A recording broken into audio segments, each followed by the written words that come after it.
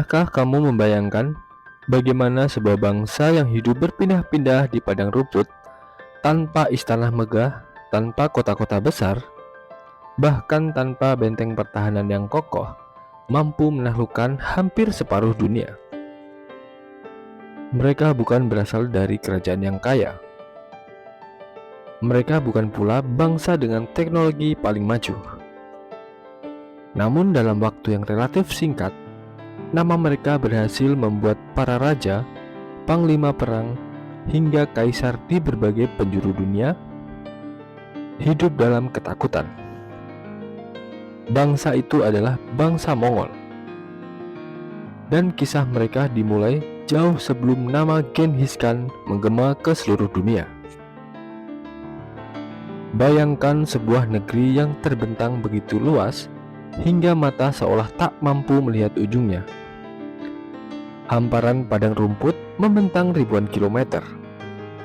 Angin dingin berhembus tanpa henti, membawa debu dan aroma rumput liar. Di musim panas, matahari menyengat tanpa belas kasihan. Ketika musim dingin datang, suhu dapat turun jauh di bawah titik beku, mengubah padang rumput menjadi lautan salju yang sunyi. Di tanah yang keras inilah bangsa Mongol membangun kehidupan mereka. Mereka bukan petani yang menetap di satu tempat. Mereka adalah bangsa nomaden. Rumah mereka bukan bangunan dari batu, melainkan tenda bundar yang dikenal sebagai ger atau bertahan hidup di alam terbuka. Bagi mereka, kuda bukan sekedar alat transportasi. Kuda adalah sahabat, sumber makanan, sekaligus kunci bertahan hidup. Namun kehidupan di padang stepa bukanlah kehidupan yang damai. Berbagai suku hidup berdampingan, tetapi tidak selalu rukun. Perebutan wilayah penggembalaan, persaingan antar kepala suku, hingga balas dendam antar kelompok sering sekali berujung pada peperangan. Tidak ada hukum yang benar-benar menyatukan mereka. Tidak ada pemimpin tunggal. Yang ada hanyalah suku-suku yang saling bersaing demi bertahan hidup. Lalu di tengah dunia yang penuh pertikaian itu, lahirlah seorang anak laki-laki yang kelak mengubah jalannya sejarah. Namanya adalah Temujin. Menurut beberapa sumber sejarah, ia lahir sekitar tahun 1162. Ada pula perbedaan pendapat mengenai tahun pastinya. Tetapi semua sepakat bahwa masa kecilnya jauh dari kata mudah. Ayahnya adalah seorang kepala suku yang disegani. Namun ketika Temujin masih kecil, ayahnya meninggal setelah diduga diracun oleh musuh. Kematian sang ayah menjadi awal dari penderitaan panjang. Keluarga Temujin ditinggalkan oleh para pengikutnya. Mereka kehilangan perlindungan, kehilangan kekuasaan, bahkan kesulitan memperoleh makanan. Di tengah padang stepa yang luas, mereka harus bertahan hidup dengan menangkap ikan, berburu hewan kecil, dan mengumpulkan akar tanaman. Kelaparan menjadi bagian dari kehidupan sehari-hari. Temujin tumbuh dalam dunia yang mengajarkan satu hal penting. Hanya mereka yang kuat, cerdas, dan mampu membangun kepercayaan yang akan bertahan. Seiring bertambahnya usia, ia mulai mengumpulkan sahabat, membangun aliansi, dan memulihkan pengaruh keluarganya. Namun jalannya tidak begitu mudah. Ia pernah ditangkap oleh suku lawan dan dijadikan tawanan. Dalam beberapa catatan sejarah, Temujin berhasil melarikan diri dengan bantuan seseorang yang diam-diam bersimpati kepadanya. Peristiwa itu menjadi salah satu titik balik yang membentuk dirinya sebagai pemimpin yang tangguh.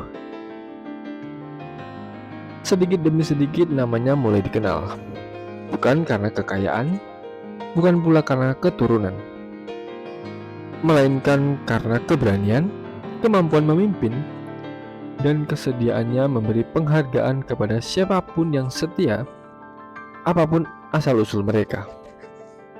Di masa ketika jabatan sering diwariskan berdasarkan garis keturunan, pendekatan seperti ini terasa berbeda.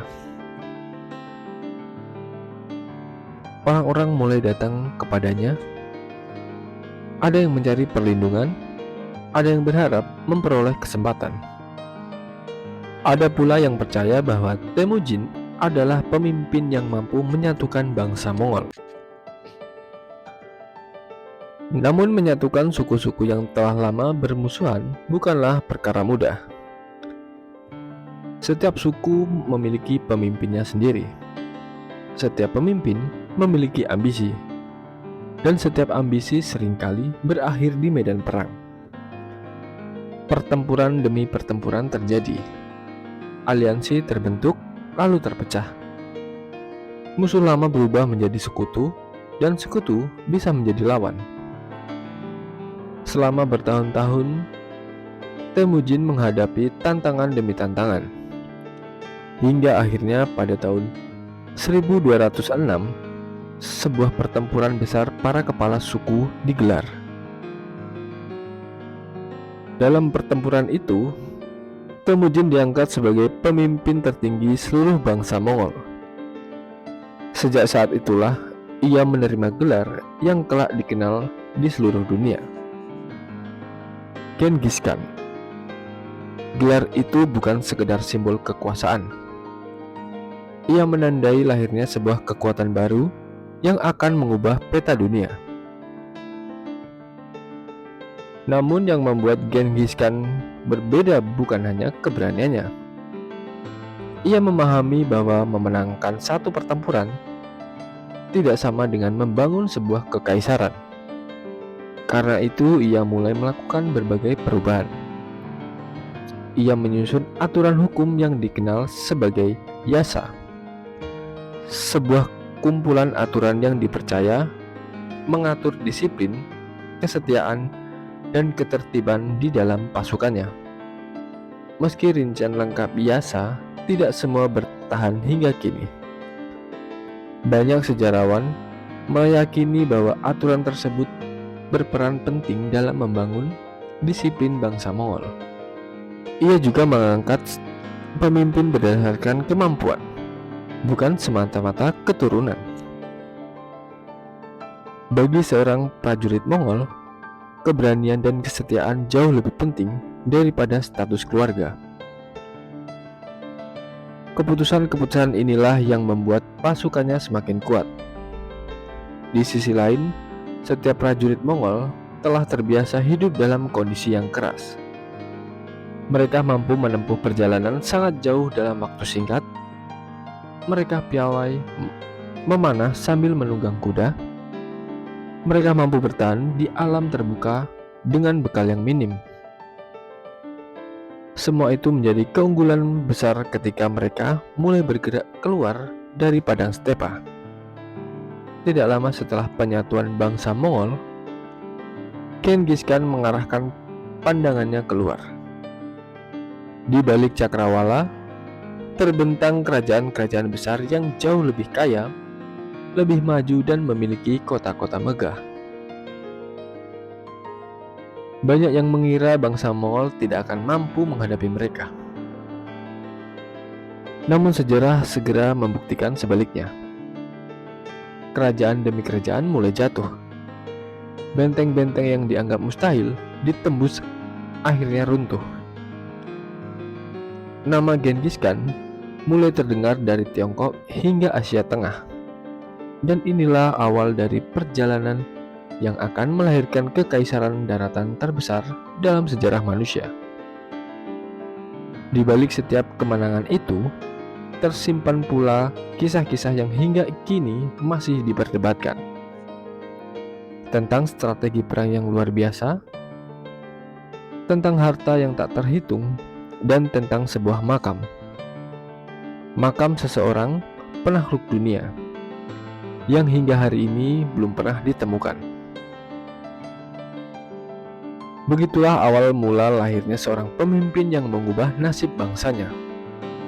Dari seorang anak yang pernah hidup dalam kelaparan, kehilangan ayah sejak kecil, dan tumbuh di tengah kerasnya padang stepa Mongolia, Temujin berhasil menyatukan suku-suku yang selama puluhan tahun saling bermusuhan.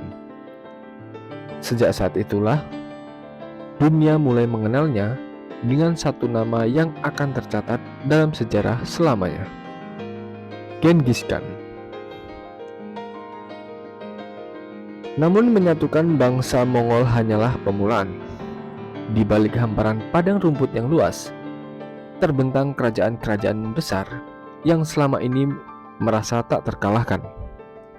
Tak seorang pun menyangka bangsa pengembara yang hidup sederhana itu akan segera mengguncang dunia. Bagaimana pasukan berkuda Mongol mampu menaklukkan kerajaan demi kerajaan? Dan strategi apa yang membuat mereka ditakuti dari Asia hingga Eropa? Bagaimana sebuah bangsa nomaden berhasil membangun kekaisaran daratan terbesar dalam sejarah manusia? Semua kisah luar biasa itu akan kita bahas pada bagian berikutnya. Jangan lupa dukung channel ini dengan menekan tombol like, subscribe, dan aktifkan lonceng notifikasi agar tidak ketinggalan melanjutkan kisah paling menakjubkan dalam sejarah peradaban Mongolia.